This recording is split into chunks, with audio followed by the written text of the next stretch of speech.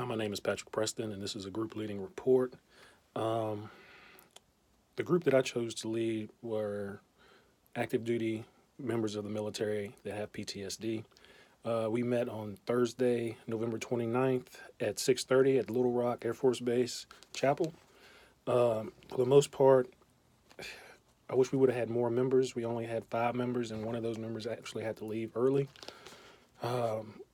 I think I could have done a better job planning the event in conjunction with the holiday, as in Thanksgiving. It was the week after a lot of the active duty vets were on leave at that time. As far as the group dynamics were concerned, the overall progression from start to finish, at first the members were more timid than anything because it wasn't like they knew anybody. All of them were from different units, had different backgrounds, and different levels of PTSD. And I guess they didn't know exactly how the meeting was going to go.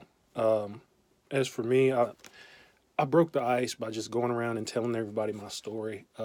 Self-disclosure was something that I struggled with for a long time, but after multiple meetings and group leading events, it's not that hard for me anymore. And after I came out and said the things that I went through, they became more open as the actual group meeting went forward.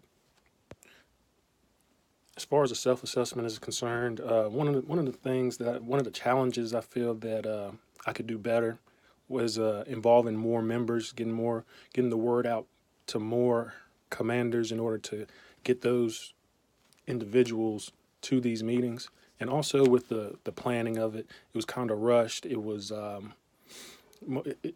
the holidays as well, and like I said before, a lot of those service members they go on leave for the holidays. So that was a real. I think that's a real issue that I could address the next time. And also engaging with everyone and making sure everybody is engaged the entire time. I had a little trouble at first doing that with other members not being as engaged, but as the meeting went forward, it became easier and easier for them to interact with one another on a more personal basis, which is what I wanted. With my conclusion and application, one of the highlights was seeing how the group evolved over this time period, over this hour and 30-minute time period, from being very timid and not talking to one another to actually opening up to each other and interacting with one another, along with myself.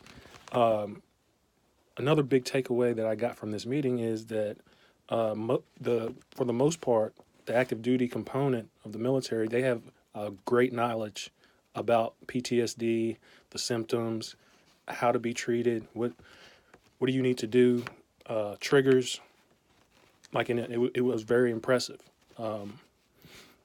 The next go around, hopefully I can bring in some professionals who suffer from PTSD and let them tell their story and how they're coping and how they're going about their everyday lives, so they can see some more success stories that are outside of the military, so that when they do end up transitioning, they'll understand that yes, they can still live a regular life and still have PTSD as long as they're working towards a bigger goal.